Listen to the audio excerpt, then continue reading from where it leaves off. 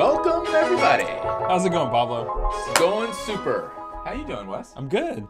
I'm well rested. Let's get this party started. Yeah. What are we talking about today? 8 or 9 tips. I think we're going with 9 tips. Social media tips. Top Our 9. best top 9, top-notch social media tips. Life-changing. At least a discussion about them. Yeah. So let's talk social media. That includes your Snapchats, your Twitter, your Instagram, your Facebook. Don't forget Facebook, the oldie but goodie. Yeah. MySpace. What's your favorite? What's your favorite? Right now, if you had to only be on one, what would you choose? I would choose Instagram because I like photos. And that's like the main part of that. You can't post on Instagram unless you have a graphic or and an what's image. super nice, as of today, while everyone's recording, now you can put an hour video up on that mug. Welcome IGTV. Woo! So IGTV. Hey, we broke that news here on New Teacher Talk. Yeah, if you don't know about IGTV, get on that. Get on that. Anyways, good stuff. So let's start with the first point. Let's start with it. You should probably, it would be, now these are all suggestions, yeah, right? We're not experts, except that we are. We're not social media experts, but experts we are, I guess. That was confusing. Know your school or district policies. Yes. Probably a good idea, right? Yeah, a wise person said, know thyself. But when it comes to social media, know the policy of the school or district you work at. Who said that? You? Plato. Oh. Plablo? Plato? Plablo. I try to work that in. Yeah, you have to know the rules that the school board has adopted. For example, if you're allowed to post certain things. Yeah, we're just rolling right along here. No, you're doing fine. We can't go there. He's gonna get into Laffy land. Yeah. But for example, I've been in districts where it's been thought like it's against the rules to have a school Facebook page or something like that. Yeah, absolutely. But there's always the letter of the law is written somewhere where it says yes or no, and sometimes there's misconceptions about what you're allowed to do. So just know the letter of the law. I think that's one thing. But the other thing is your administrator or let's say your evaluator, they may know that the letter of the law says one thing, let's say it's permissible, and they're not comfortable with what you're doing. And so you also have to negotiate that. Sometimes there's things that people on your campus or people you're around would like to see or not see, and you have to be respectful of that and cognizant of that and work to be a team player. I agree. I agree for the most part.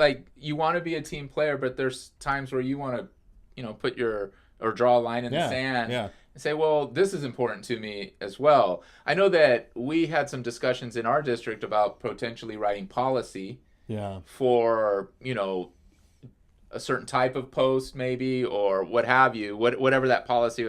But at this point, we kind of refuse that because it's kind of an open discussion, and we do have some, I guess, guidelines, if you will, but they're not something that's very complete. I guess we'll deal with them as social media kind of evolves and how we evolve on social media. I think largely I've seen districts not have policies. But let's say 7 years ago, 8 years ago, kind of with the rise of Facebook, there was a lot of discussion about what should our policy be. Right. So I think what's largely happened is most of the people, most of the time, are sharing good news. Yeah. And so it's kind of largely been accepted that social media is a good way to tell your story, quote unquote. However, I can think of easily a handful of posts that school board members have made, that teachers have made, that administrators have made, that make you just shake your head and go, there should be a policy saying you can't do that. But it's subjective for sure. Yeah, it's largely common sense. You have to think, if everyone in every stakeholder saw this post, would I be okay with that? Nice. And my mom. And if my mom saw it too. What if your mom's uber strict? She is. Let's go on to the next one. So tip that one was 2. pretty good. That was pretty good. I like that. We're just warming up. Yep. Should you to follow thy follower friend a student on social media? Is that a 100% no, or are there spaces that you can actually follow. I'll speak first here. Go for it. I tend to think there is. I had, when I was a teacher, a no follow a student rule. It was my own, self-imposed, until they were, I believe, 18 or a senior, whichever came first in high school. I felt that was safe enough. Like, I'll follow you when you're in high school. If you remember, you still want to be a friend or something like that. You were in my classroom. Very few do by then. But I know teachers, and I have friends that follow them in 8th grade, and I worked in a middle school, which I wouldn't do. Yeah. I just wouldn't do unless they were personally part of my family. Yeah. But I mean, it's interesting. We have we're in totally different districts with the rise of social media, but mine was I don't follow students until they're graduated and they're out of the school system. So it's almost exactly the same as yours. But now, like, there's a huge population of, like, my Facebook friends that are former students, and they're in their 30s, and I'm just amazed by what they're doing. And, like, it's so gratifying to see all the things they're doing. And, like, I wouldn't trade that for the world. However, I also wouldn't follow a student who's in my school. I mean, I don't want to be a part of that world. I agree. And the tip there would be, I think, if we're leaning to one side or the other, one, don't follow anybody that's potentially at your school or super close to you there. Or, I mean, here's where it varies. There's got to be a guide, your own guideline. Is it when they're 12 or 13 or 14? I mean, policy says in most of these social media platforms, including all the Google-ness and everything else that's out there, in most apps, you have to be 13 to be on a lot of these. Yeah. So, which is I don't know where they got that age, but that's interesting. It is interesting. I think my my nephew's a funny one. He's now just graduated. He's 18, but he's had a Facebook since he was like, I think 9 years old or something like whatever. And if you look at his profile, has like a fake job. It's not even his birth date. So obviously it's not that hard to get in where you want to get in. Right. So yeah. So be careful who you're following. Yeah. Interesting. Kind of the reverse of that. Students should be careful who they let follow them. No, I know one savvy administrator in a district not to be named who has a fake student account, follows students at their school. I know one of those too. Yeah. And can find out when illegal or suspect activities are going on because they're following the students who are posting about it. Yeah. When Vine was on and popping, when it was alive, I remember this one person that I know, again, to be not named, was out there. Yeah, but this person did a really good job, researching things that were happening in our school. There was bullying going on, and we were able to uncover a lot of that based on this person's ability to see what's happening kind of, behind the scenes kind of thing. And so I would say, like, leave that to your administrator. As a teacher, I would say don't get involved and try to find the trouble on campus through social media. But, use your discretion. But definitely I wouldn't let students follow you. Absolutely. Yeah. Hey, let's move on to 3. Tip 3.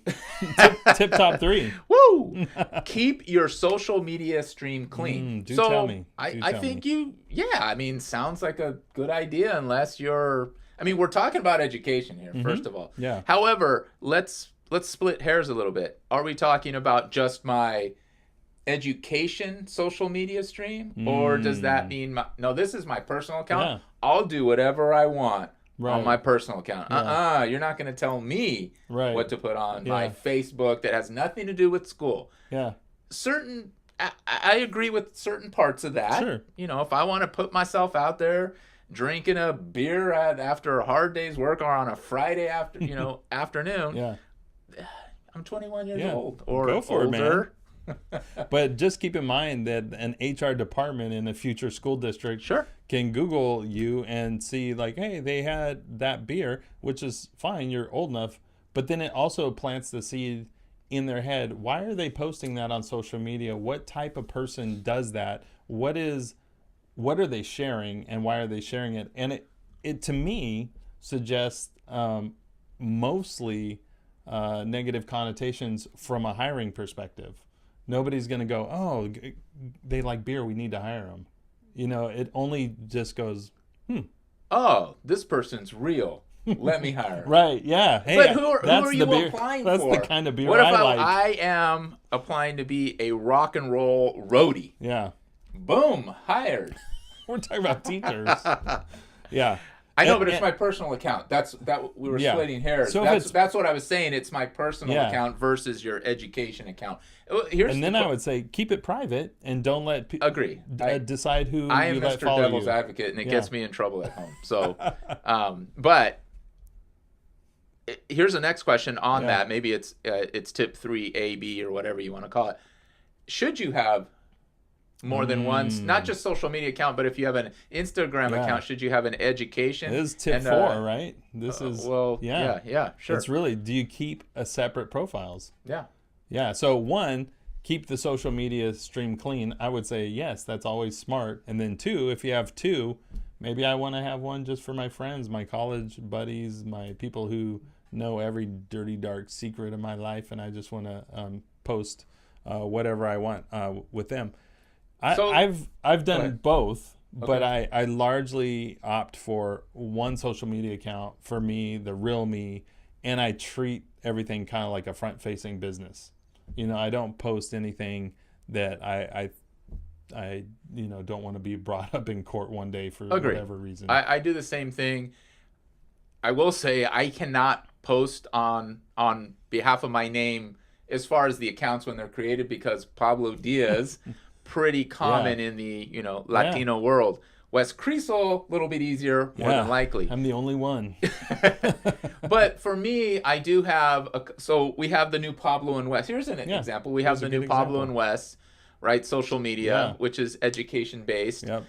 I have Teach Using Technology, or Teach Using Tech, and on Twitter. But Teach Using Technology was my initial kind of launch into education. That I wanted to be known for that, and that's kind of the road I've taken. And then there's the Buenos Dias vlog, and I am promoting this right now. Right now. Everybody go check it out. Please, Buenos Dias vlog. That's a play on my last name, Diaz, no S. On YouTube. So, on YouTube, Twitter, all of it. No, but that's more my personal, and that's where I kind of put my hair down. Yeah. Even though I don't have long hair, but I put my hair down and I share a lot. Yeah. But I agree. I'm not going to put anything.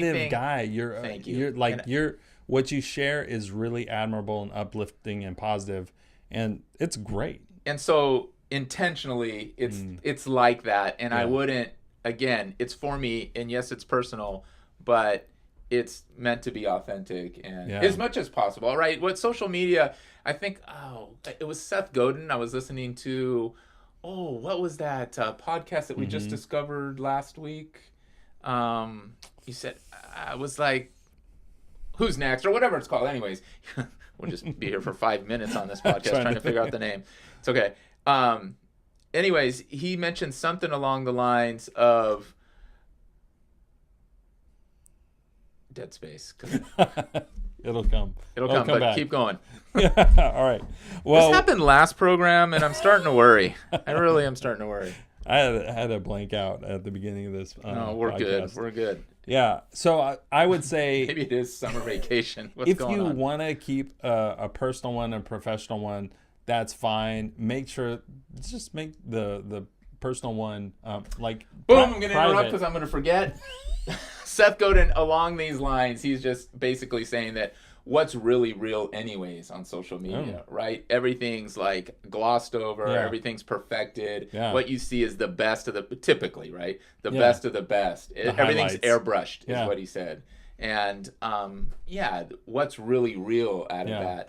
And that's, so even if you're saying, like I was saying earlier, let your hair down, is that the real me? You're getting a glimpse. Right. That's true. A glimpse. Yeah. So, and I think people know that. I'm so glad that I remember that. But I think people know that, and then they go, well, if you're posting kind of questionable material, and that's what you think is airbrushed, then it kind of makes the viewer think, oh, there's way more than I would imagine. Yeah. Anyways, let's go on to tip number 5: geotags. Tell me geotag or not to geotag? Yeah. What does that even mean, Pablo? I don't know. I think this one's. No, what's a geotag? Oh, a geotag is a location. So every satellite in the world can pick up where we are as long as you have some type of signal to that device. And so a geotag just tells you if you are posting something, where at what time and place, essentially. Got it. That you're at. When I say, hey, these are my students playing, I don't know, math cards, whatever they were doing, geotag, and I'm saying I'm at, XYZ school. Yeah. Yeah, and the address and everything. Right. It depends on, what geotag you're using, but is that okay? Yeah. So when I think of it in terms of security, like you're on vacation and you're posting, hey, we're in Hawaii, tagging, and then anyone who can see your account knows you're not at home, and then you get burglarized. Like that's the you and your wife had this conversation, fear factor. I believe. We are not geotagging when we're on vacation or even just out for like an evening in LA. We're not. However, when you post yourself and maybe your toes in the sand in Maui, you're not necessarily geotagging, but here in Maui, maybe in your post, but he's in Maui. He's not home. I recognize that. It's Disneyland. They're not at home.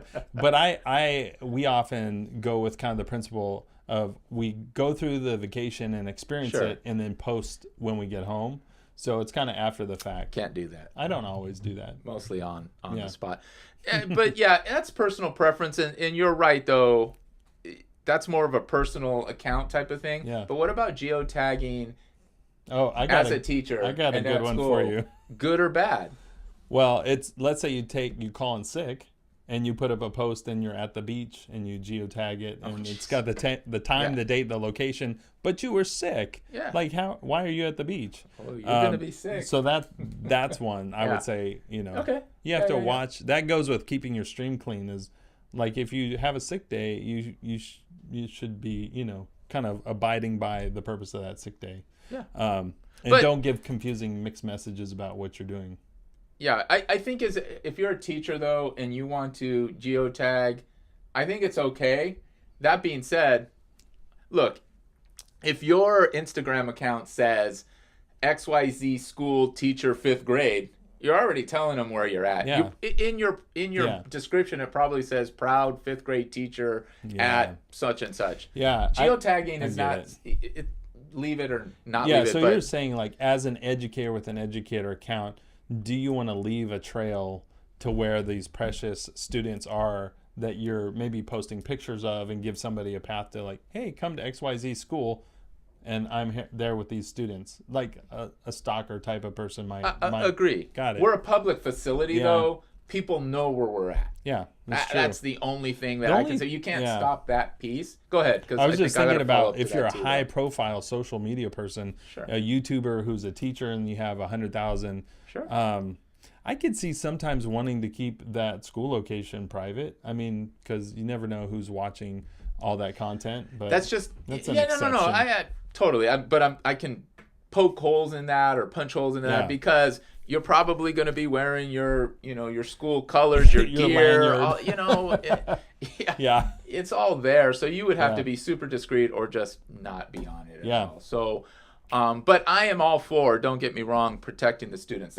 Those are the folks the students are the ones that we need to protect. And for sure, if it has anything to do with that, I'm all for protecting the students. So you have to just be cautious about but yeah, I don't think geotagging in this day and age is all that necessary, to be honest. I would just err on the caution of safety. Not leave it out. Yeah. Top tip number 6. Posts can last forever. It's true. How can a post? What if I delete it?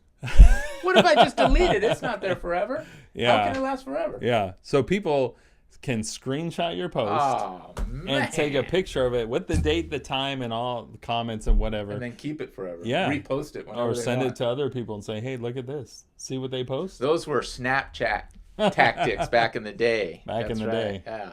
So, so just know that whatever you post could be up there forever, even if you think you are deleting something or getting rid of it. That's a quick one. Yeah. That's just, so post what you want to be up forever, to be honest. Yeah. Absolutely. Top tip number 7, and we might have covered this a little bit, is keep your account private if you want to control your followers. Yeah, for what reason is to control your followers. Now, I don't know if all social media platforms, I know that Instagram's that way. When you find somebody, it might say, hey, request to follow them. So that's a good way to manage who is actually going to follow you. Twitter has that, I believe, but I think it's far less used because it's not. I just feel like you can keep an account private, but nobody can find you. I think Facebook's very similar in that respect. There's different levels of privacy, I think, on Facebook, but anyways, I think the main idea there is to allow yourself flexibility, but I don't think you can tag people if you're private, especially on Twitter. Actually on Twitter you can I think it's can't be tagged. You can click not to be tagged in post, which is useful, I guess. But I think it hinders me sometimes. Like, I just want to let you know that I'm feeling good about what you were doing, and I'm just trying to give you credit, and I can't. Yeah, and Facebook also will allow other people to tag, but you can have it set so you can approve those before they show up. Right. And that's an interesting take on social media, where someone else is tagging you in social media. So be aware of those privacy settings. I don't think that was really one of our top tips. It's a big one though. But keep your settings private, not maybe your whole account, but have that setting so you have to approve if photos have you tagged in it. Yeah, and when you sign up for any one of these social media platforms, check them out. Don't just assume that they're setting it for your standards. Go through all of the privacy settings. All of the settings, and that would help. Oh, I'm so excited about top tip number 8. Complaining about your school, district, or other personnel. Yeah. Any stories? I would say that? one word: don't. Don't use social media to vent. However, in this day and age, you do see people speaking their mind and even decrying the district leadership or school board members. And so it can be a spectacle where people get in these verbal tug of wars. A former district I was in, one of the board members is advocating for charter schools, which is puzzling. She's a graduate of that district and she's on the school board, but she's open like, hey, charter schools are better than public schools, and public school employees and graduates alike will kind of attack her posts and say, what are you doing and how are you representing us? It's a spectacle, and it's not like a moderated dialogue. I don't know that it's productive. So I would just as soon not create those types of posts. However, I mean, people do like to air their grievances and dirty laundry and feelings. I just would not, probably for some of the reasons we talked about, I just probably would not do it. No, while you were talking, I was like, no, I'm going to talk about, why you should. No, but then I'm like, no, good point. But no. So what is a good space then? Like if you're going to file a grievance, should it be more private? Yeah. I don't know. Like I was just battling in my head right now. Well, I'll tell you one thing. I think if a district or school has a public Facebook page and people post on it, they should absolutely respond. They should act like they're a business and say, here's a complaint. Okay, So either it's, there's a number of options. Delete the comment, ban the user, respond back, invite them to meet or express their concerns, but don't let it sit there unaddressed. Like in terms of that kind of use of social media, it should be, people use it to engage. And so I think as an organization, you have a responsibility to engage and provide customer service, show that you're listening. So that doesn't really kind of show you as the user who might have a complaint or a grievance. I mean, I'm just going to say, like, there's so much crazy stuff in the world out there. I can imagine that you've tried and tried and tried and you're not being listened to. Hey, you know what? The times are different, and social media may be the way you air a grievance and it finally gets attention.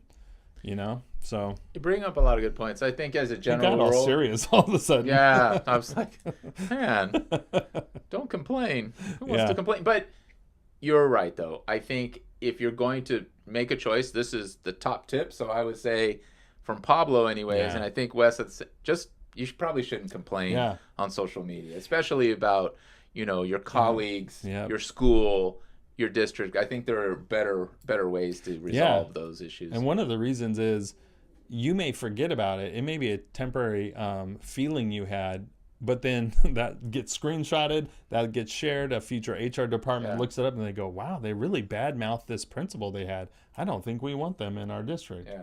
So, it's not always about the moment. No, absolutely not.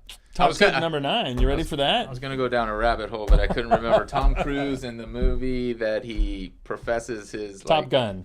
No, it wasn't Top Gun, so forget it. If you know out there, put it in the comments. If you're watching on YouTube or on Instagram, we're not going to... Now you got me going through the list of top Tom Cruise movies. Mission Impossible. No, it was with Cuba Gooding Jr. Oh, Show Me the Money. Show Me the Money. Yeah. That wasn't the name of the movie? No, it wasn't. Was it? He was the guy who started his own sports advertising he wrote agency. his manifesto. And then he Pablo, where are you taking us? But he put it regretting what your decision. Okay. Right? He put a folder in everybody's mailbox, and then in the morning, did it all go out? He wanted to grab it because he didn't mean it. Anyway. That was hilarious. If you saw it, you know what I'm talking about. Oh, we're gonna find it. Okay. Yeah. Jerry Maguire. Thank you. Not a memorable title, but it was a great movie. Yeah, no, great movie. Love that movie. Okay, moving on to tip number 9. Yep. Talking about, should you put your students on blast on Instagram and either Twitter and Facebook? Should you take pictures and post them? Yeah. What do you think? So I struggle with this because I always think yes. Because right. I think part of the power of social media is the power of an audience, not just for me as a teacher, but for my students. However, you're not the only stakeholder in that equation. You have the student, you have the parent, you have the school, you have even relatives who maybe disagree with the parent. Sure. Like when you post a picture of a student, you have to realize it means so much more to other people than just like, hey, I'm proud of this student at this moment. So it means more. I thought you were going a different way, but it means more to certain people in different ways, I think, though. Yeah. Right? I think old social media or anything that we would put on TV or what have you, I think it's an older, again, tradition that maybe we need to just think about more and more and keep the student. Obviously, we want to keep students safe. But I just don't know, if you take a picture of a student, is that not keeping them safe? Like, I'm not sure what that really means. When you take a picture of a student, you put them on Instagram, you tell a beautiful story about how they were progressing this year or what have you. I think you just need to get permission, as much permission as possible. Yeah. And if there's flat out no's, that's fine. Yeah. Those are the folks that we're not going to actually put on social media for sure. But I mean, we've done it both ways. I know I see images of students with digital stickers on their faces. Yeah. Which is like good. A smiley face emoji to cover their face.